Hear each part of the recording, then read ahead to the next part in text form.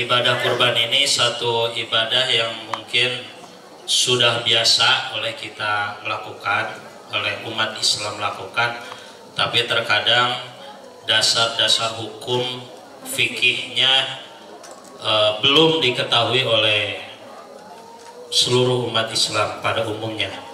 Sedikit Ustadz kita bahas bab kurban ini di kitab Fathul Qorib. Kurban yang pertama hukum, ya, hukum melaksanakan kurban itu hukumnya adalah sunnah muakkad. Apa? Tapi yang harus digarisbawahi, sunnah muakkadnya itu ada sifat. Apa sifatnya? Yaitu sunnah muakkadah alal kifayah. Non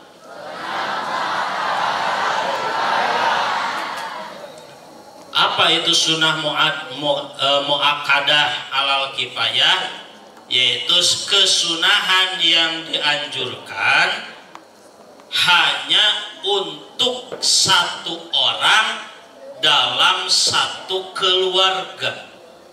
Itu tidak bersifat masing-masing umat muslim.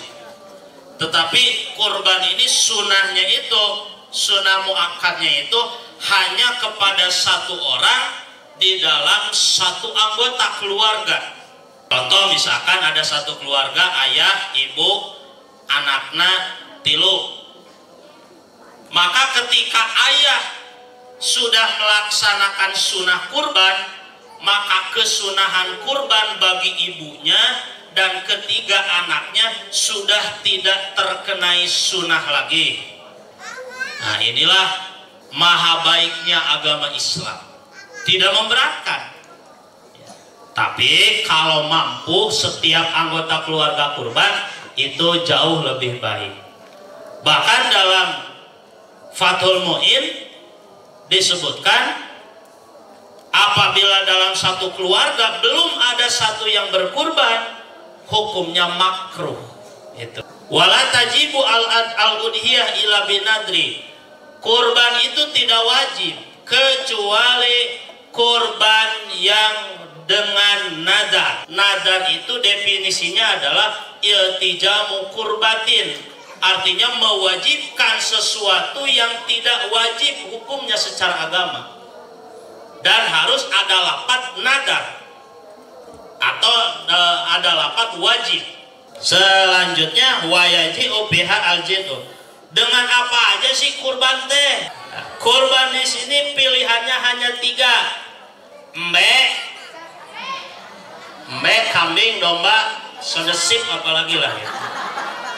Domba, sapi atau unta. Yang pertama wayaji'u biha al-jid'u minad-do'ni. Kalau kurbannya domba, maka dombanya itu harus yang berumur 1 tahun menuju 2 tahun. Lalu peruntukan kurban itu, kalau domba itu hanya untuk 1 orang, lalu sapi dan unta untuk berapa orang? 7 orang. Antara ketiga ini, wal abdolu anwa'il udhiyati ibilun. Dari susunan ketiga hewan kurban yang paling utama unta lah. Suma bakor. Seterusnya kalau tidak ada unta, sapi. Paling utama. Terakhir suma gonam. Satrasna embe. Keutamaan hewan, mana keutamaan hewan yang lebih utama? Kenapa didahulukan unta? Karena unta itu lebih banyak dagingnya. Kenapa lebih utama sapi dibandingkan domba? Karena sapi dagingnya lebih banyak. Tentu ketika daging banyak, lebih banyak masyarakat umat Islam yang mendapatkan manfaat dari kurban tersebut. Wa arbaun la tuji'u fid-dohaya. Sekarang ada 4 kriteria hewan yang tidak boleh, tidak sah dijadikan hewan kurban. Ahaduha al-aura'ul banin. 1, adalah hewan yang pincang kakinya, baik satu pincangnya itu ataupun dua-duanya ataupun tiga-tiganya ataupun empat-empatnya pincang, baik pincangnya itu sebelum disembelih ataupun menjelang disembelih. Yang kedua, wasani al murja'ul banin arjuha walau kana usul arji. Lalu yang berikutnya adalah yang lolong, ya, bocos matanya, tidak bisa melihat, baik itu satu ataupun dua-duanya. Yang ketiga, wal maridu jeung sapi anu atau hewan kurban yang sakit, nu panyakitan, ya, yang mana penyakitnya ini parah, nu borok misalkan, atau penyakit sapi, ya banyak lah ya, penyakit domba yang dapat menurunkan kuantitas daging. Yang keempat, hewan yang tidak boleh itu adalah al-ujba'u wahia allati dhahaba mahuha, nyata sapi domba anu belet, ya, anu geger otak, toges nama sapi anu stres. Nah, ini keempat sifat ini yang tidak sah dijadikan hewan kurban. Bayajib al-khuso. Lalu yang berikutnya, boleh tidak hewan kurbannya itu yang tanduknya potong sabelah, ya, boleh tidak, misalkan memek di sembelih, dasar domba nate domba Garut, diadu habek dulu potong hiji, boleh tidak? Di sini mah wal maksulul kuning boleh, ya, ilam yuksar filahmi, kalau dengan diadunya domba Garut itu tidak mengurangi kadar dagingnya. Lamun dagingnya henteu leungit sa potong itu naon, ya, karena yang lukanya itu adalah tanduknya. Kapan waktu memotong hewan kurban? Awalnya min waktu sholatil id, setelah sholat Idul Adha. Akhirnya kapan? Sampai kapan? Ila guru bisamsi min akhiri ayami tasrik, sampai maghrib hari ketiga hari tasrik. Hari tasrik itu tanggal berapa? 11, 12, 13 Zulhijjah, ya. Jadi terakhir tanggal 13 maghrib Zulhijjah. Makanya selama hari tasrik itu kita disunahkan untuk menggemakan takbir, ya.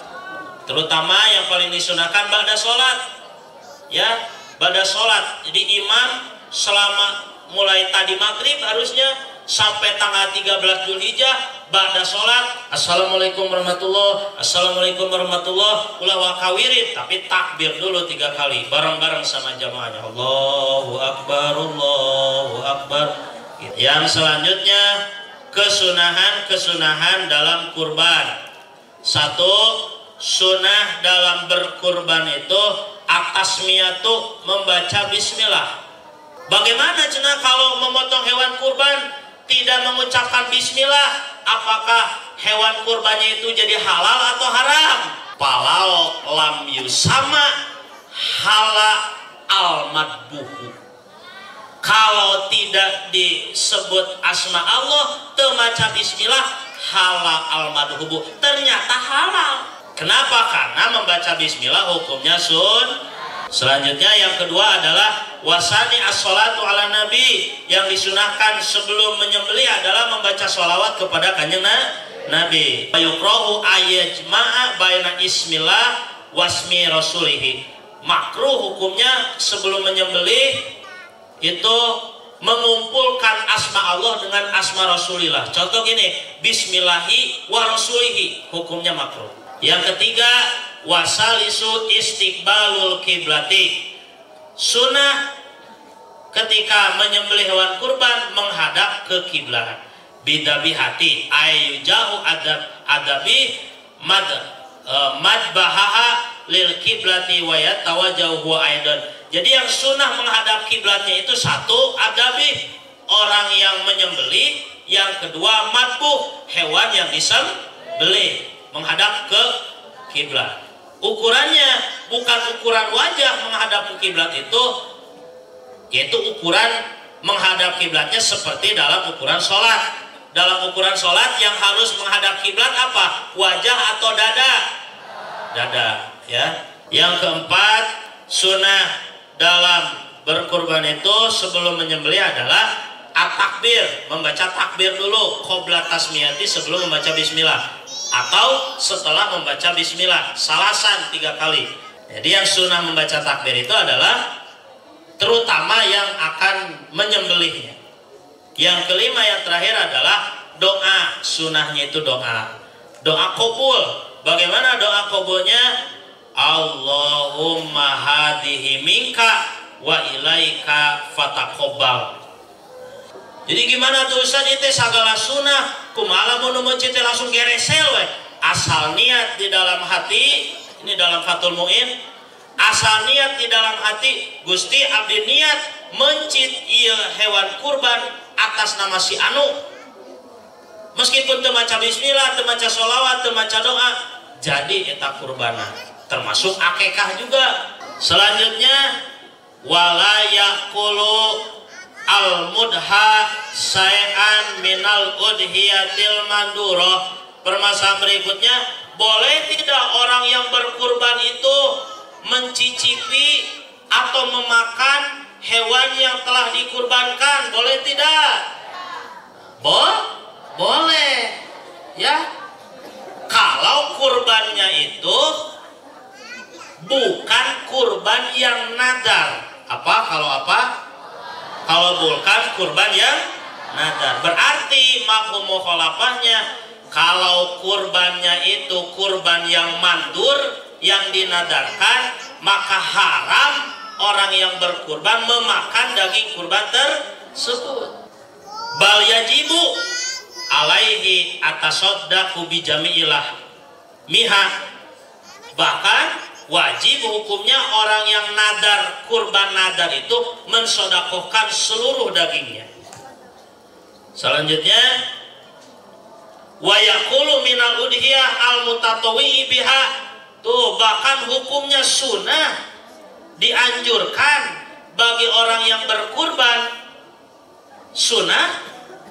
Bahkan di sini wakila wa amasulusani, ya, seperti lu jatah anu kurban seperti lu na dagingna teh. Nah, jadi dalam aturannya itu daging hewan kurban itu kalau dibagi ya, sepertiga itu hak atau dibolehkan untuk orang yang berkurban, sepertiga untuk orang-orang fakir miskin, sepertiga lagi untuk orang-orang kaya.